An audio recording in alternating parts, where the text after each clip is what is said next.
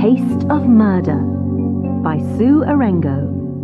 1. I arrive at the Grange. Claremont Private Nursing Agency, this is Angela speaking. Can I help you?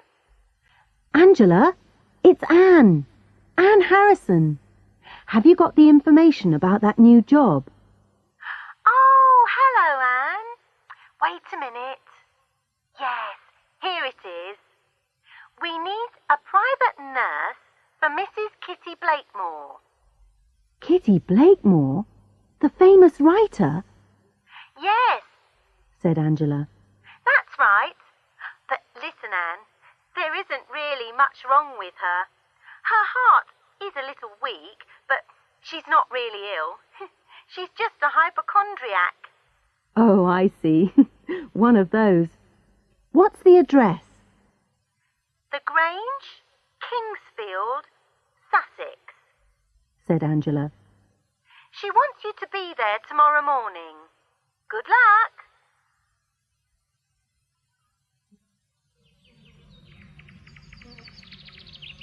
Early next morning, I drove to Kingsfield, a pretty little village near the sea. The Grange was just outside the village, at the end of a private road. It was a large grey house. I rang the bell and waited. No one answered, so I rang it again. At last, the door opened and a young blonde girl appeared. She wore a dark blue dress and a white apron. She stood there and stared at me. "Yes?"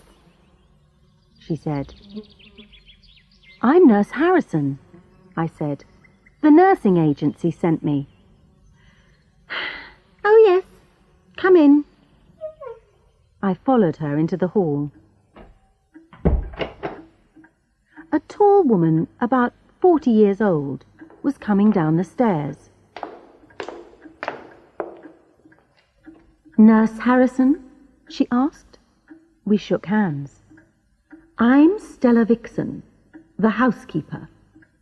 She was quite beautiful, but also a little strange and frightening. She was very controlled, and there was something mysterious about her eyes. "I hope you'll be happy here," she said. "Charlotte will show you to your room now." Then she smiled at me strangely and walked away. I followed Charlotte up the stairs and down a long corridor. She pushed open a door at the end. "Here's your room," she said. I put down my suitcase. I waited for her to go away, but she didn't. Instead, she sat down on my bed. "Why do you want to work in this place?" she asked. "It's just a job," I replied. "Mrs. Blakemore's terrible," said Charlotte. "She's not really sick. She just wants to lie in bed all day and give us orders. I don't know why her husband likes her. He's famous too, you know. He writes wonderful music. Have you ever heard of him?" "No?" "Well, he's lucky. He's away at the moment. He's working in Wales. Poor us. We have to stay here with her." Charlotte was talking, and I was brushing my hair and looking at her in the mirror. She took something out of her apron pocket and examined it. Suddenly, there was a knock at the door, and she jumped off the bed. She quickly put the thing back in her pocket. Stella Vixen came in. "Are you still here, Charlotte?" she said. "Hurry up and go downstairs. Oh, and Mrs. Blakemore has lost one of her rings. It's not in her jewel box. Do you know anything about it?" do you mean? I'm not a thief, cried Charlotte angrily. I didn't take it. All right, said Miss Vixen. Calm down. I only said, do you know anything about it? Now, hurry up and go and do your work. Then she turned to me. If you're ready, Nurse Harrison, we'll go and see Mrs. Blakemore now.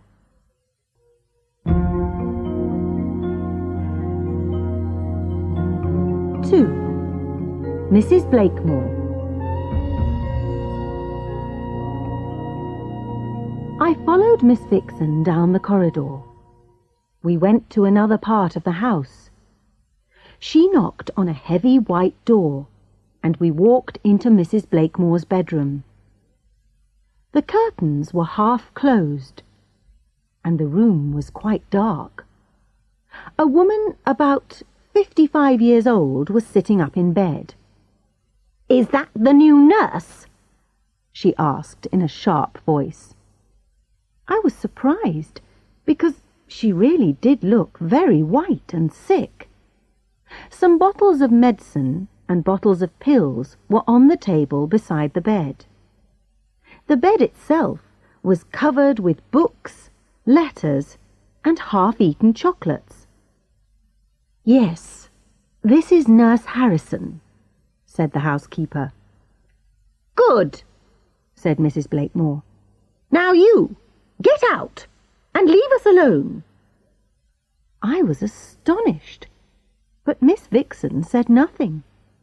She just smiled politely and left the room. Mrs. Blakemore stared at me. "You look intelligent, nurse," she said. "These others, they're all useless. I'm not getting better, you know. I'm getting worse." A look of fear came into her eyes. "Do you know, sometimes I think that someone is poisoning me." "Nonsense," I said. "You just need some nice fresh air." I pulled back the curtains and opened the window. Sunlight poured into the room. I took her temperature. It was perfectly normal. "Now, Mrs. Blakemore," I said, "a nice walk in the garden will make you feel a lot better." "Oh, don't be silly," she said. "I'm much too weak." At that moment, Miss Vixen opened the door and said, "Dr. Spencer is here." A short, fat man with glasses came in. "And how's my patient today?" he asked. "I've got a very nasty taste in my mouth, doctor," she complained. "My legs hurt, and I feel sick." "Ah," he said, "but you've got a nice new nurse. What a lucky woman you are." "Listen, doctor," said Mrs. Blakemore. "I'm not getting better. I was sick last night." "Oh dear," said Dr. Spencer. "You've been eating too many chocolates." He smiled at her and then at me.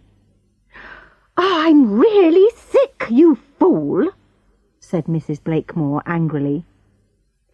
"My dear lady," said Dr. Spencer gently, "please don't worry. You worry too much." He looked at me. "I'll just give her a little injection. It will calm her down." I nodded. "She has some strange ideas," he said. "She's a writer, you see." The injection worked.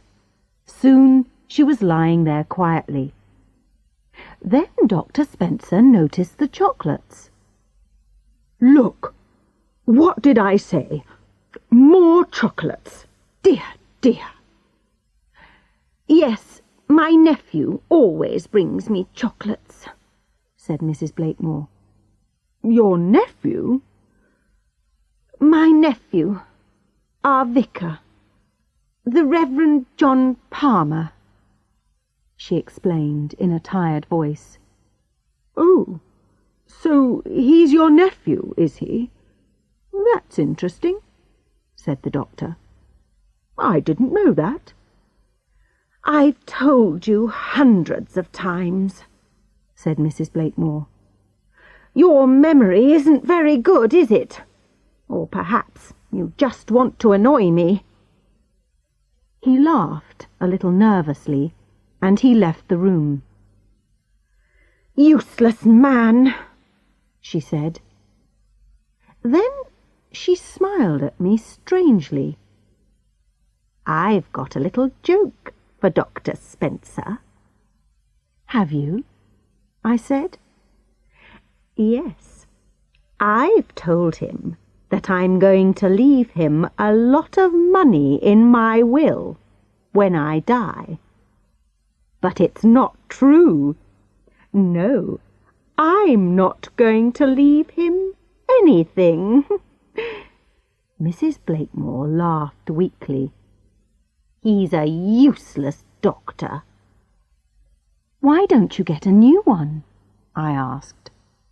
"This isn't London, you know," she said. "This is the country. There's only one other doctor near here, and he lives 10 miles away.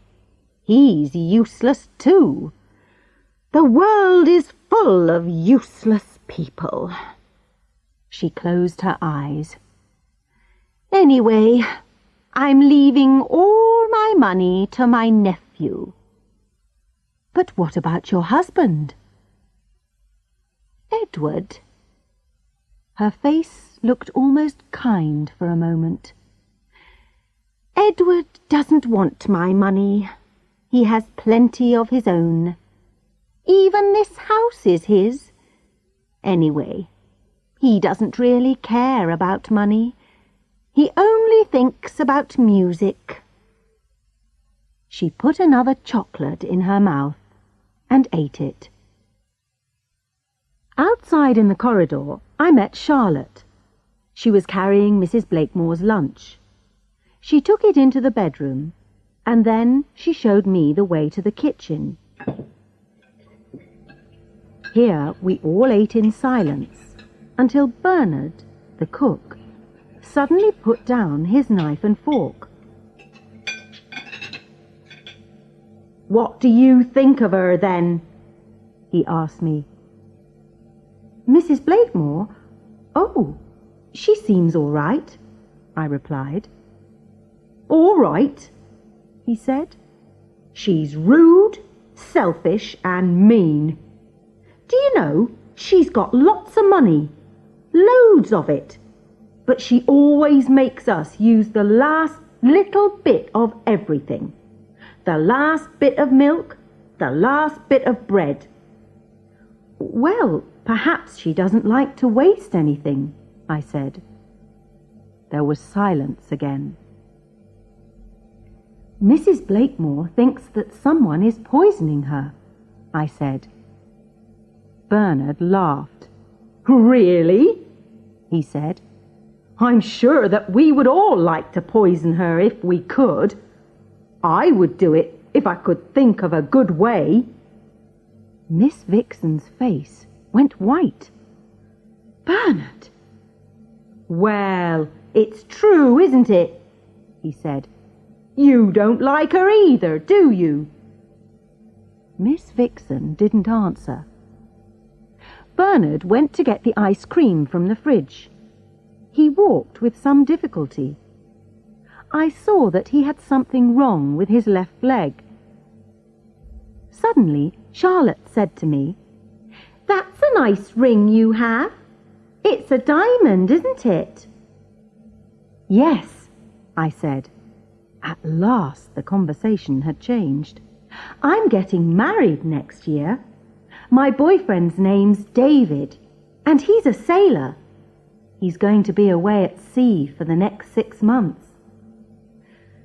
"Oh, I'd like to get married too," Charlotte said. I want to marry a rich man. Then I can have a big house like this, and a maid." She laughed. "Who knows? Perhaps if Mrs. Blakemore dies, Mr. Blakemore will marry me. He's a bit old, but he's famous, and he is rich." "If that's a joke, Charlotte, it's not very funny," said Miss Vixen. Bernard laughed again. "Yes, Charlotte, keep your mouth shut. Mr. Blakemore would never want to marry a silly little girl like you."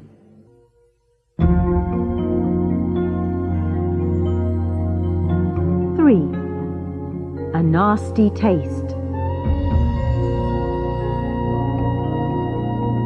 After lunch, I visited my patient. She was asleep.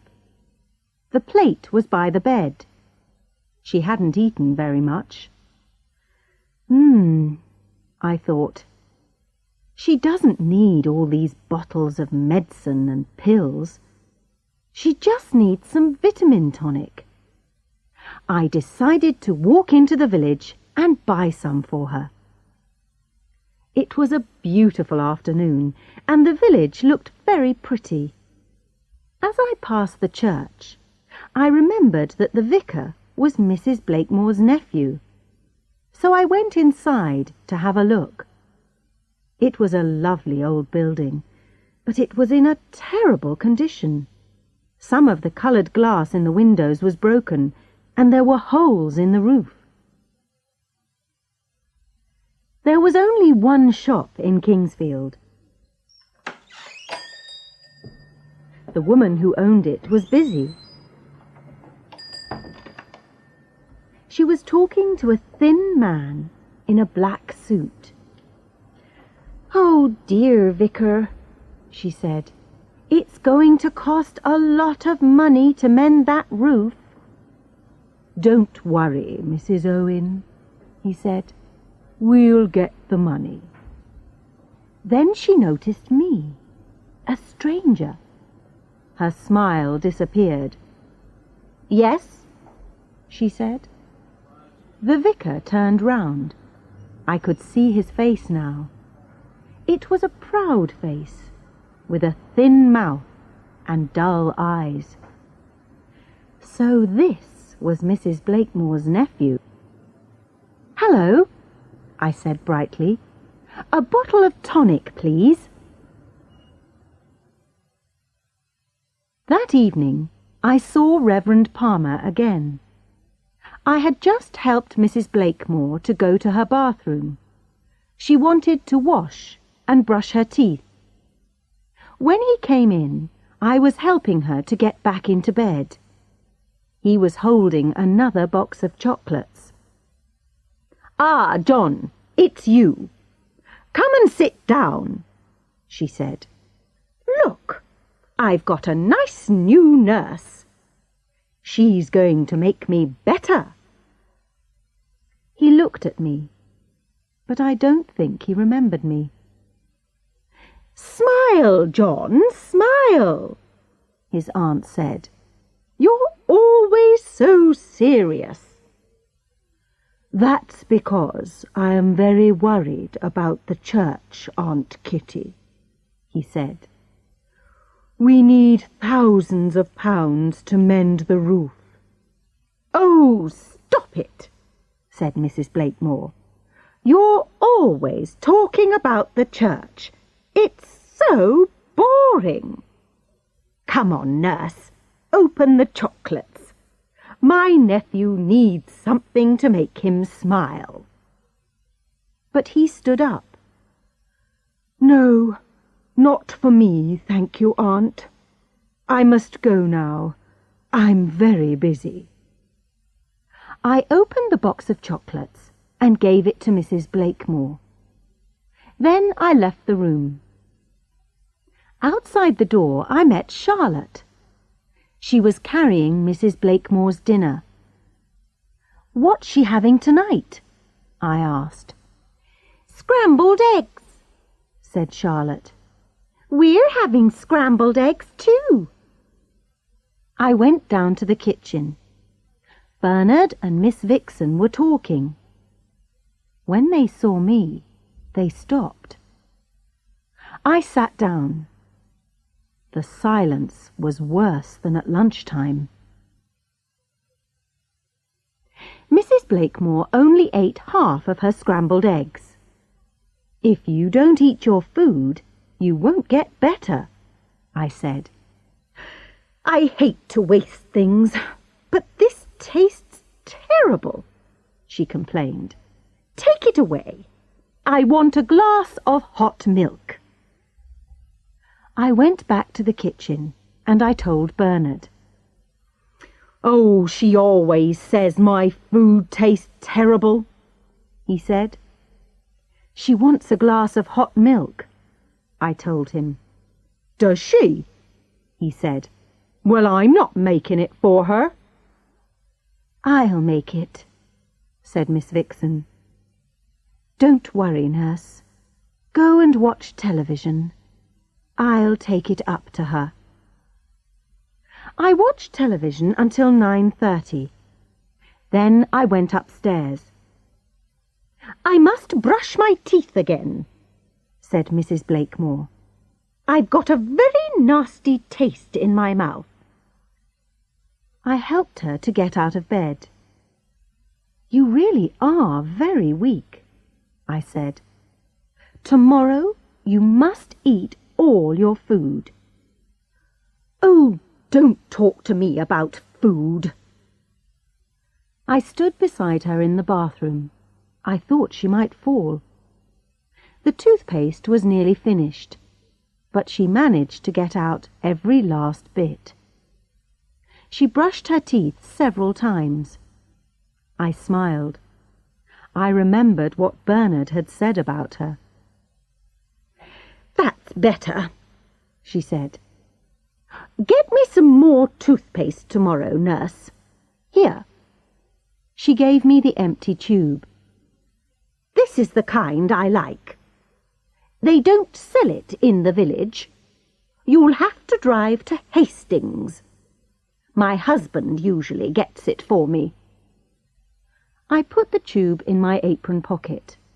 Then I put my arm around her because she was so weak.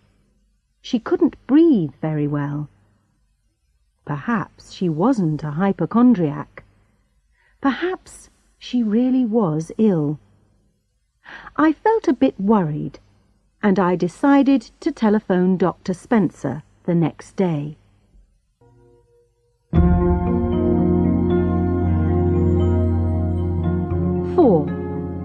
A suspicious death.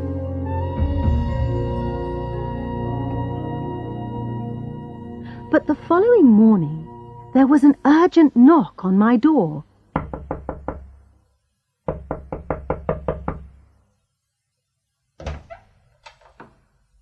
It was Stella Vixen. "Nurse! Nurse!" she cried. "Something terrible has happened. Mrs. Blakemore's dead!" I stared at her. "Dead?" "Yes, I must go," she said. "I must go and telephone Mr. Blakemore at once. Oh, what am I going to say?" "Telephone Dr. Spencer too," I said. Then I ran down the corridor. Mrs. Blakemore was lying with her eyes open. The light beside her bed was still on, and the curtains were closed. The empty milk glass was on the floor. I lifted her arm, but it was already cold. A strange, sweet smell came from her mouth. Charlotte appeared with the breakfast. "Take that away," I said. "I'm going to call the police." "The police?" she whispered. "Why?" "I think that Mrs. Blakemore has been murdered." I phoned the police, and a moment later Dr. Spencer arrived.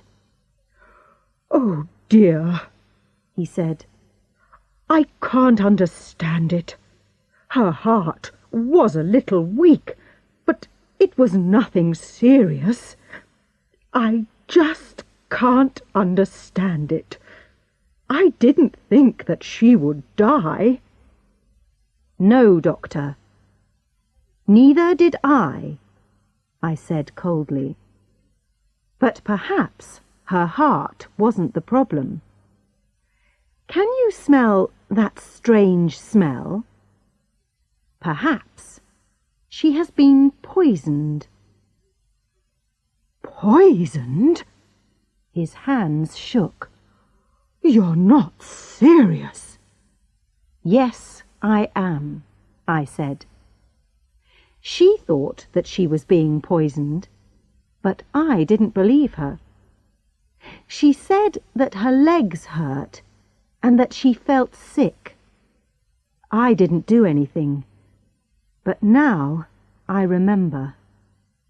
Poison can make people feel like that.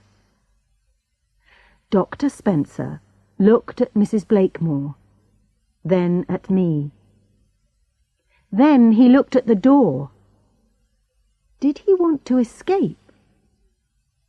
At last, he said quietly, "Perhaps we should telephone the police." "Don't worry," I said. "I've already done that." When the police arrived, Miss Vixen brought them in. The inspector was wearing a dark suit. The policewoman was in uniform. "Inspector Braddock and Police Constable Hemmings," she announced. "Ah, the police. Good," said Dr. Spencer nervously. He was still looking at the door. "Has anyone touched anything or moved anything from the room?" asked Inspector Braddock. "No," said Miss Vixen. Then he turned and looked at me. "Are you the nurse who telephoned us?" "Yes," I said. "I'm from the nursing agency. I only arrived here yesterday. Mrs. Blakemore thought that someone was poisoning her, but I didn't believe her. You see, the agency told me that she was a hypochondriac. Everyone said that she wasn't really ill." The policewoman picked up the empty chocolate box. "Who gave her these chocolates?" "Her nephew," said Dr. Spencer. "But you needn't worry. He's our vicar." "Anyone can be a murderer," said the inspector calmly. "We'll take that away, Constable. We'll take those bottles of medicine and that bottle of tonic too." "There's an empty glass on the floor here, sir," P.C. Hemmings said. "OK," said the inspector. "Pick it up." The policewoman put the things into a large plastic bag. "What did Mrs. Blakemore eat last night?" the inspector asked. "Scrambled eggs," I said. "But she only ate about half. Bernard threw the last bit away." "Who's Bernard?" "The cook." "I see," said the inspector. "Who else works here?" "Only Charlotte," said Miss Vixen. "The maid." Inspector Braddock looked out of the window. "Perhaps Mrs. Blakemore was poisoned," he said. "We don't know yet. We must wait for the results of the autopsy. Ah, there's the ambulance. They've come to take the body away. Now then, is there a Mr. Blakemore?" "Yes," said Miss Vixen. He's been working in Wales for a few weeks.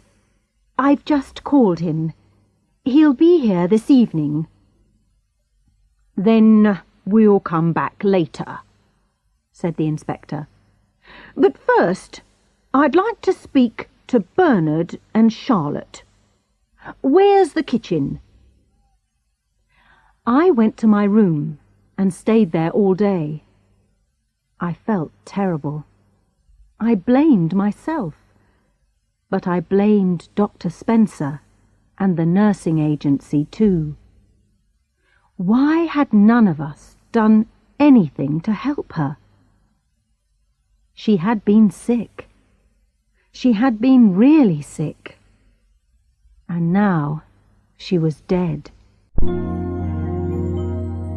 5.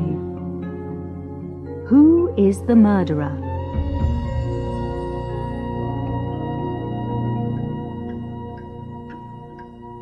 At about 6 o'clock, I went downstairs. Mr. Blakemore had just arrived. Charlotte was taking his suitcase. He was a good-looking man, of about 50, with white hair. His face was tired and worried. "Come into my study," he said to Miss Vixen, "and tell me all about it." I went to the kitchen because I wanted a sandwich. Bernard was pouring away a bottle of milk. "Bernard," I said, "what are you doing? The inspector doesn't want us to throw anything away." He turned round. "Are you suggesting that I poisoned her? What about you? It's strange, isn't it? You arrive here, and the next day Mrs. Blakemore is murdered." "Don't be silly," I said. "I don't have a motive." Suddenly, Stella Vixen rushed in. "Nurse Harrison, quick! Can you come and see Mr. Blakemore?" When I reached his study, he was walking up and down. "Sit down, Mr. Blakemore," I said. "Here, let me pour a drink for you." "I want to be with her." He was crying quietly. "Why can't I be with her?" "I'm sorry," I said. "They took your wife's body away." He put his hands over his face. Then Charlotte appeared at the door. "It's the police," she whispered. "They're here again." They only spoke to Mr. Blakemore that night. But the next day they returned and questioned everybody. Then, the following day, a lawyer came to read the will. Dr. Spencer and Reverend Palmer arrived to hear it with the others. I was not invited, so I spent the morning in my bedroom. Nothing was certain yet, but I felt sure she had been murdered. There were 3 questions. Who? How? Why? I made a list and tried to work it out. 1, was it her nephew, the Reverend John Palmer, with his boxes of chocolates? Did he murder her for the money to repair the village church? 2, was it Dr. Spencer, with his medicines and injections? Did he think that she would leave him some money? 3, was it Bernard, the cook? Did he poison her food? Why did he hate Mrs. Blakemore so much? 4, was it Charlotte, the maid? Did she put something into Mrs. Blakemore's food? Does she think that Mr. Blakemore will marry her now? 5. Was it Stella Vixen, the housekeeper? Did she poison the hot milk? Why does she seem so strange?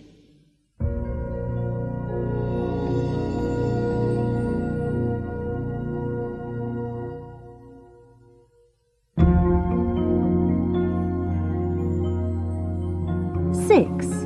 They all have a secret.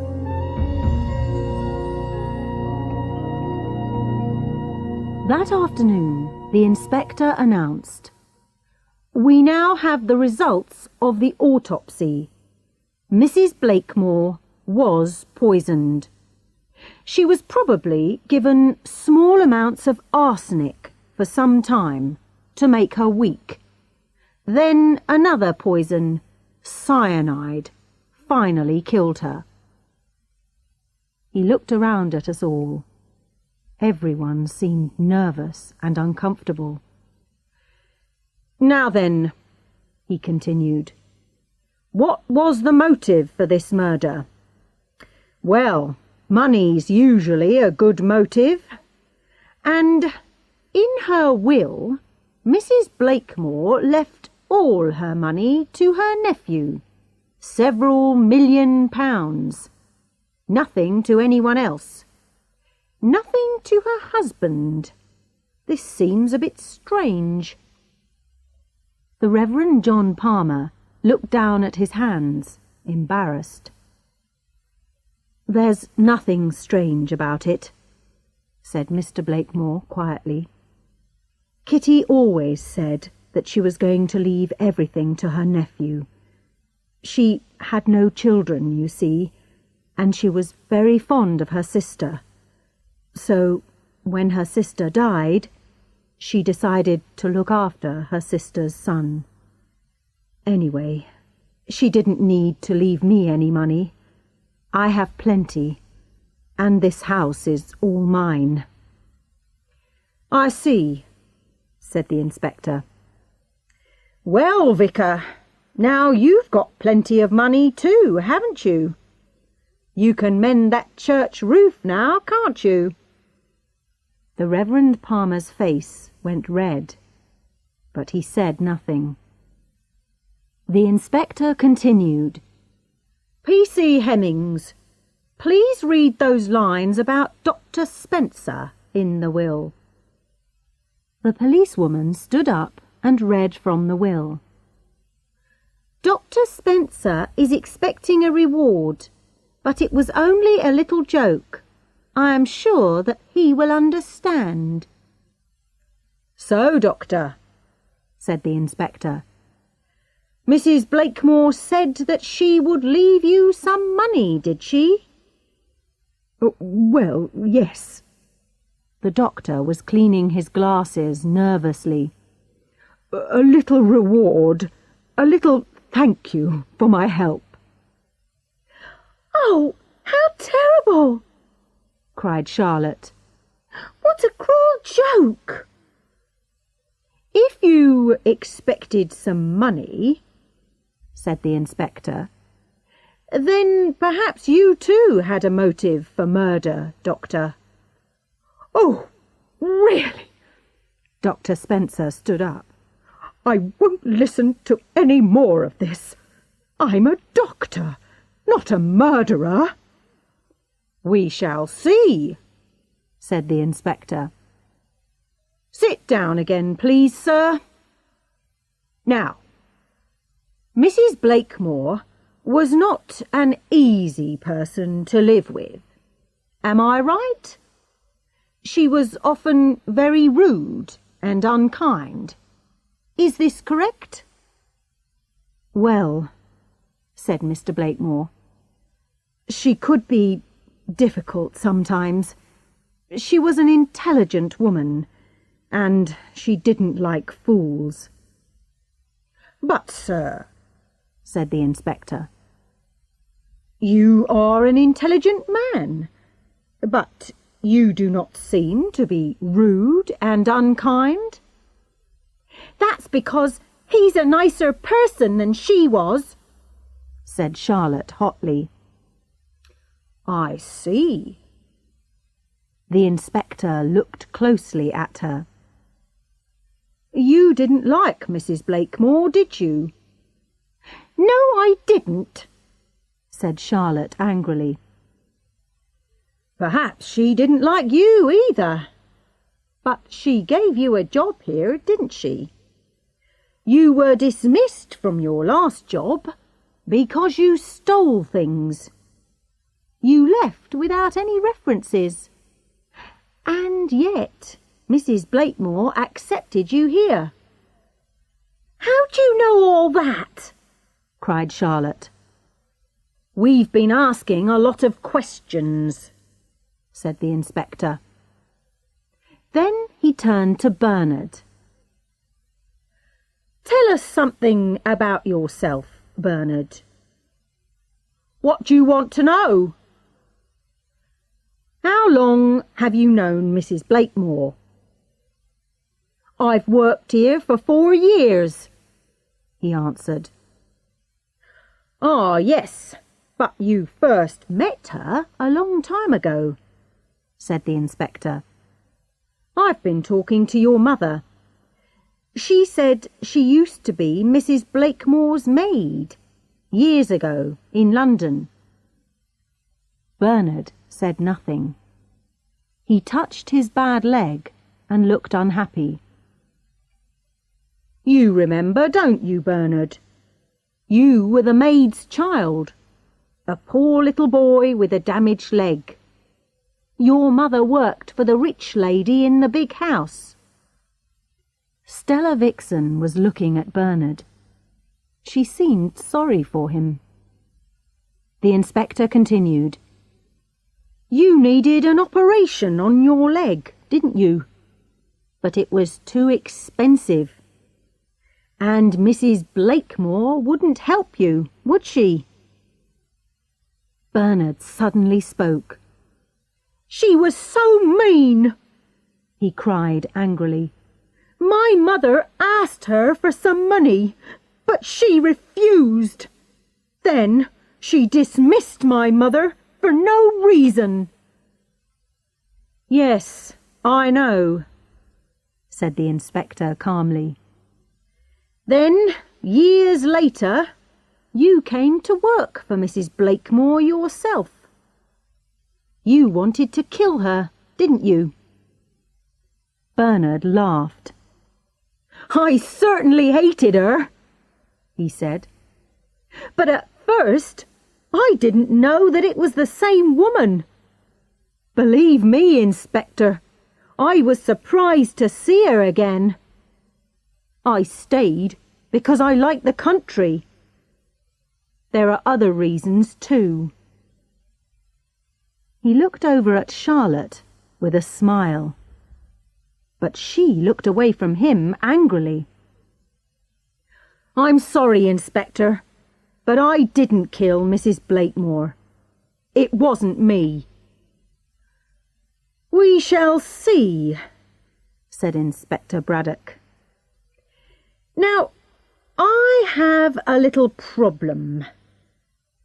We have examined the things from Mrs. Blakemore's bedroom, but we can't find any evidence of poison.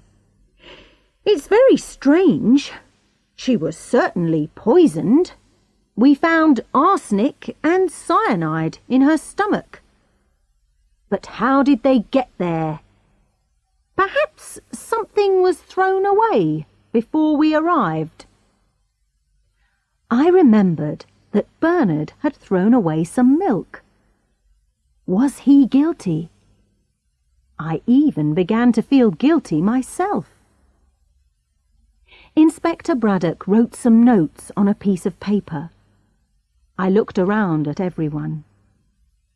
The Reverend Palmer sat very straight in his seat, his lips tightly closed. Bernard looked angry. Dr. Spencer was wiping his face and glasses again. Charlotte looked frightened. Stella Vixen's face was embarrassed. She was looking down at her hands, like someone in pain. I looked quickly across the room and noticed something. For a second, only a second or two, Mr. Blakemore lifted his head and looked at her. There was something mysterious in his eyes.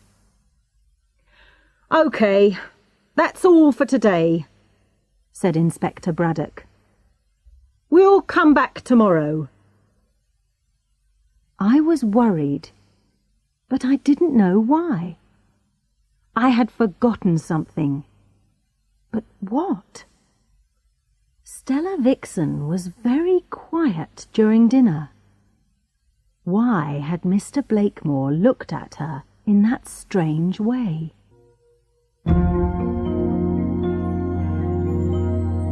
7. Two Unhappy Women.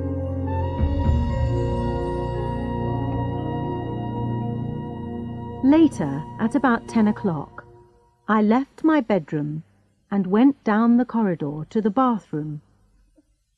On my way back, I heard something. Someone was crying.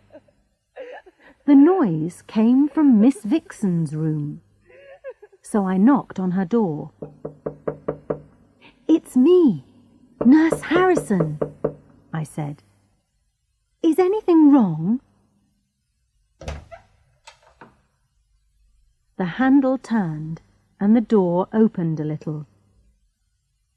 "Can I come in?" I said. She looked terribly unhappy and her eyes were red. "What's the matter?" I asked. "I can't tell you," she whispered. "Sit down here on the bed," I suggested. "You're normally so calm and controlled. What is it?" She looked at me for a moment. Then she hid her face in her hands. "I didn't want her to die," she whispered. "She wasn't always a very nice woman. But murder, that's terrible." I put my arm around her. Yes, Stella Vixen was different from the others. She was the only one with a kind heart. She had never said anything nasty about Mrs. Blakemore. Someone in the house might be the murderer, but it wasn't Stella Vixen, I felt sure. "Please," she said, "you must go now." "But will you be all right?" I was worried. She seemed so frightened. "Yes, go," she said. "I'm sorry. It's my problem." "Well, try to get some sleep," I said. "I'll see you in the morning." "Yes, thank you, nurse. Good night." I was worried about her. Perhaps Charlotte could help.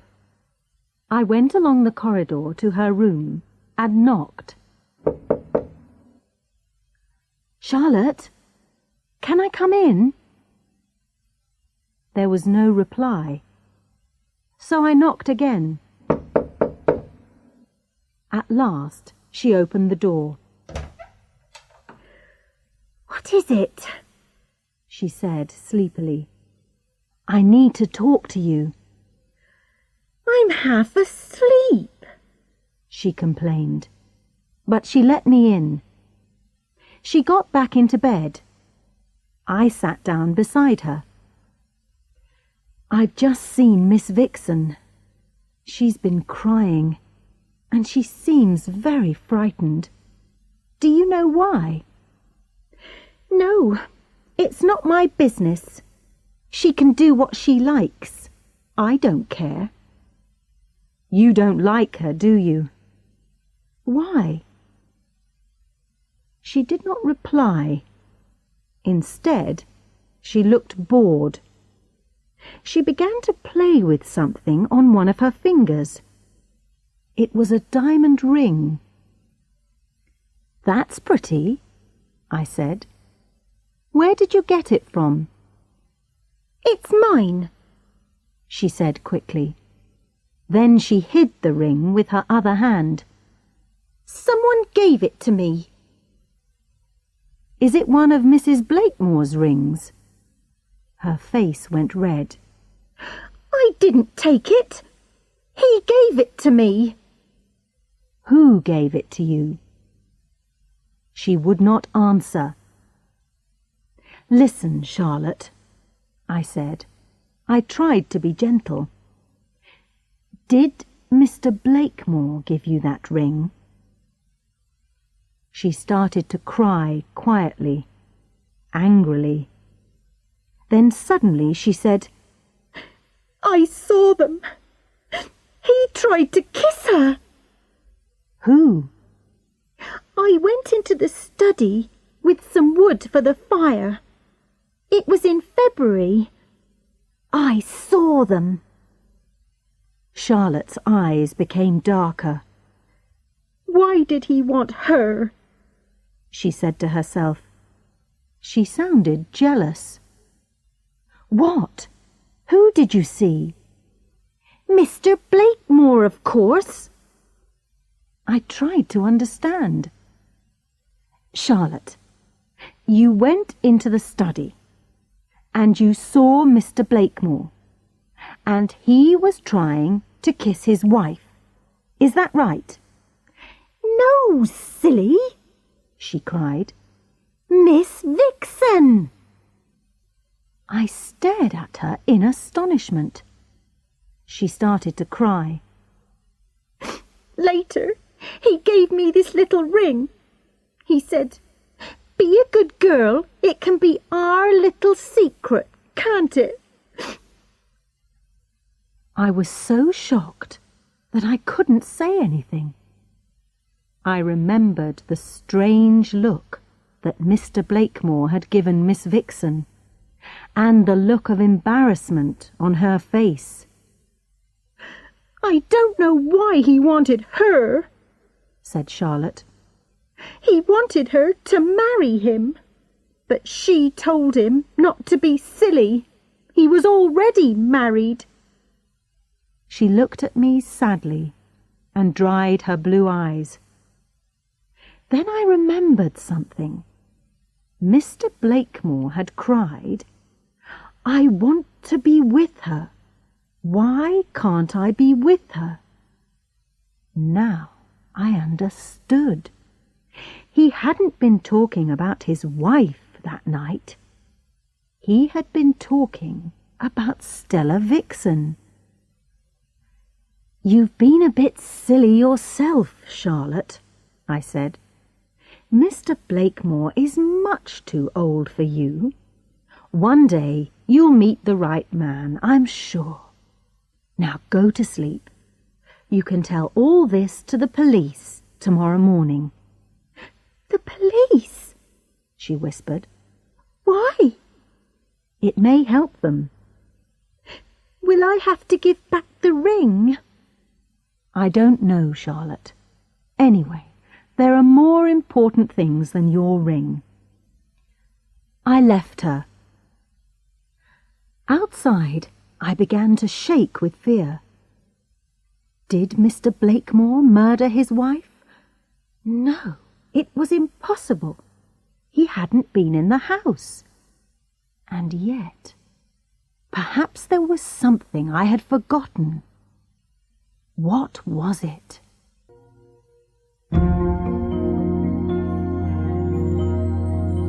Eight. A perfect murder. Suddenly, I heard footsteps. I hid myself in the shadows against the wall. I saw the shape of a man at the end of the corridor. He started to come towards me.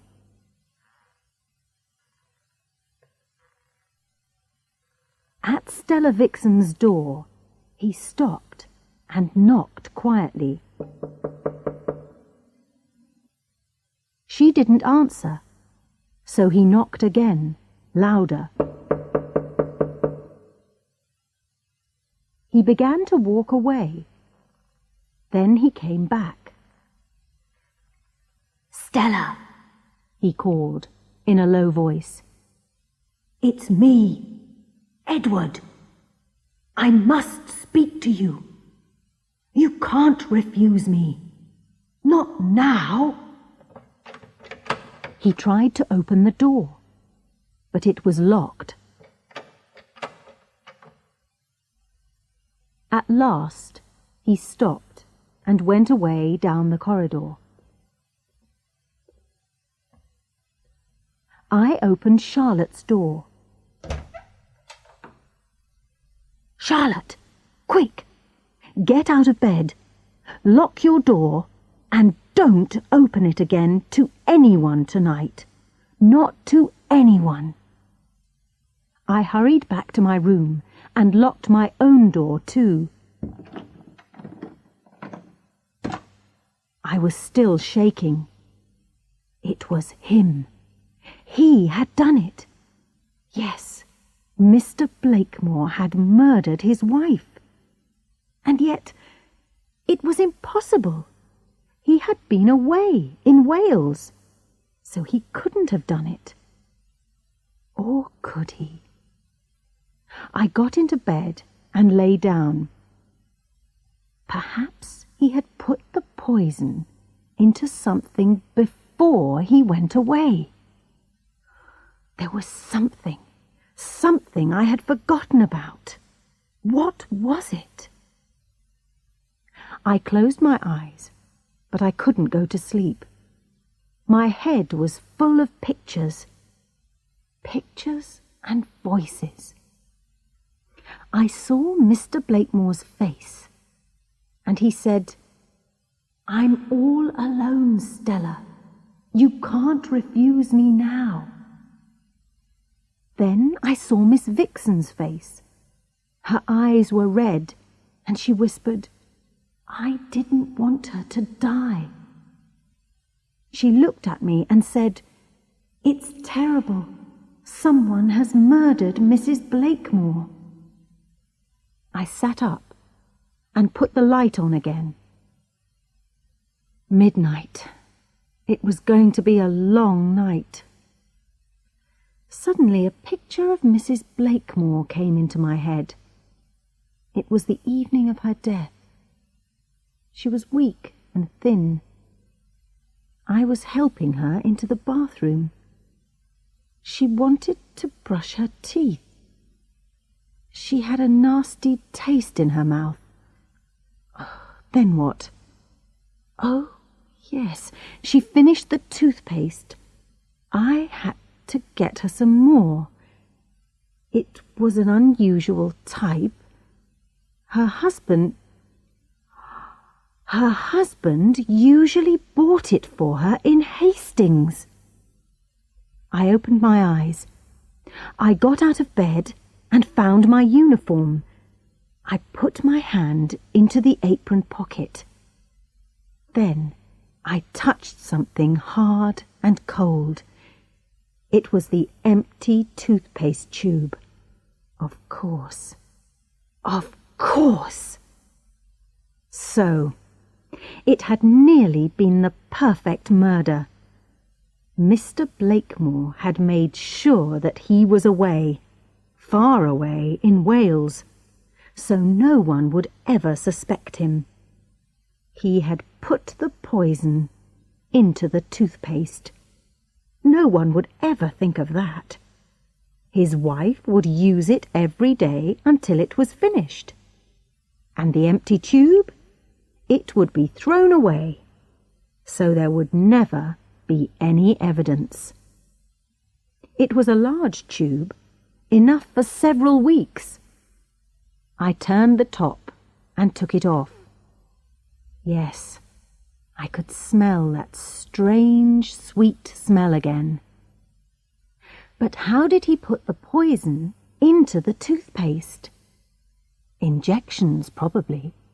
Yes, injections of arsenic deep into the tube, through the opening. And what about the cyanide at the bottom? It was a long tube, too long for most needles. I examined the tube very carefully. I was looking for marks on the outside. Yes, there were 2 very small holes in the metal near the end. I put the tube back in my apron pocket. It was safe there. Now I had to wait for the morning and the police. I washed my hands carefully and climbed back into bed. I tried to go to sleep, but that was impossible. Every time I closed my eyes, I could see Mrs. Blakemore in her bathroom. She was trying to get out every last bit of the toothpaste. And I could hear Bernard's voice. "Do you know, she's so mean that she always uses up the last little bit of everything."